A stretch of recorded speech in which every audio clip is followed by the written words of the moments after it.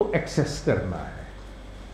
अगर इक्ष्वाकु को एक्सेस करेंगे तो सारी चीजें खुलनी शुरू हो जाएंगी। इक्ष्वाकु माने द विजडम, विजडम, विजडम।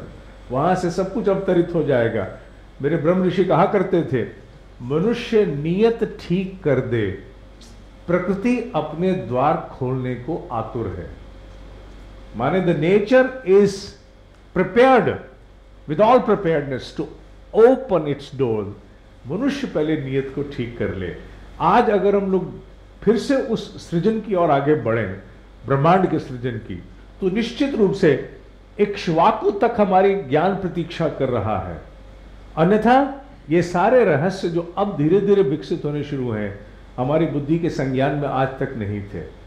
अनेकों नई चीजें दोबारा हमारे सामने आनी शुरू हो जाएंगी। हु नोज, हमारे जो संस्कृत की पांडुलिपियां खोई हुई हैं, वो जब हमारी उपलब्ध होनी शुरू हो जाए। लाडनू एक जगह है राजस्थान में जहां मैं गया था, वहां पर बहुत बड़ी बड़ी पांडुलिपियां उन्होंने वहां सुरक्षित कर रखी हैं और बहुत बड़ी यूनिवर्सिटी भी उन्होंने वहां बनाई है। बात सिर्फ एक ही आती है, with what kind of an inclination are we interpreting it. जिस दिन वो रहस्य हमारे पास खुल जाएगा, मैं समझता हूं वो पांडुलिपियां बोलेंगी। और मैं ये भी मानता हूं कि पृथ्वी के गर्भ में से ही कहीं से पांडुलिपियां दोबारा निकलनी भी शुरू हो जाएंगी। We really do know little about things, हमें बहुत थोड़ा पता है। ये दो श्लोक हमें पूरा ज्ञान देते हैं कि ज्ञान, पहली बात, केवल तुम्हारी खोपड़ी तक सीमित नहीं है, तुम्हारी उत्पत्ति नहीं है। नंबर 2, उतना ही नहीं जितना तुम सोचते हो, उससे बहुत ऊपर है। निर्मलता लाओगे तो संभावनाएं और अधिक विस्तृत होती चली जाएंगी, बहुत बड़े विस्तार को प्राप्त होगी। आज के 2 श्लोकों का केवल यही एक महत्वपूर्ण सार है। इक्ष्वाकु अर्थात मनुष्य अवतरित समझ का बोध, राजऋषि, योग के राजऋषियों का उल्लेख, अत्यंत महत्वपूर्ण शब्द का वर्णन है राजऋषि। इसके मर्म को यहां समझना होगा। राज अर्थात जो शक्ति को, सत्ता को संभालता हो। यहां राज को ऋषि शब्द के साथ कहा गया है, साथ ही इसका संबंध योग शब्द के साथ जोड़कर भी जानना होगा। योग अर्थात टुवर्ड्स एक्सीलेंस, यह अविनाशी योग ही राजयोग है। माने राजयोग जिसे हम केवल पातंजलि तक सीमित मानते हैं, वस्तुतः पातंजलि ने उसको सिस्टेमेटिकली एक ऑर्गेनाइज्ड व्यवस्था दी है। लेकिन आया कहां से है? तो ये चल रहा है वहीं से, मैं से, और ये विवस्वत, विवस्वत से मनु, मनु से इक्ष्वाकु, इक्ष्वाकु से ट्रेडिशन। राजऋषि माने ट्रेडिशन, परंपरा, ट्रेडिशन में चला है। आज ट्रेडिशन दोबारा जीवित करने की कोशिश करो। इक्ष्वाकु माने विवेक में वो अभी भी तैर रहा है, प्रज्ञा में आना शुरू हो जाएगा। आइंस्टाइन और टेस्ला की बातें वही हैं। अभी मैंने एक टेक्नोलॉजी देखी है इंटरनेट के ऊपर, you will be surprised with that. वो क्या टेक्नोलॉजी है?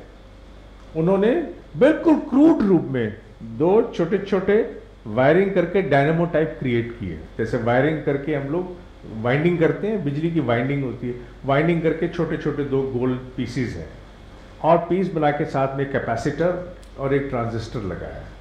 उसके साथ एक बल्ब को, बिजली के बल्ब को, 40 वाट के बल्ब को सोल्ड किया। सोल्डिंग करने के बाद उसको बाहर से बिजली का एक करंट दिया और वो जल गया।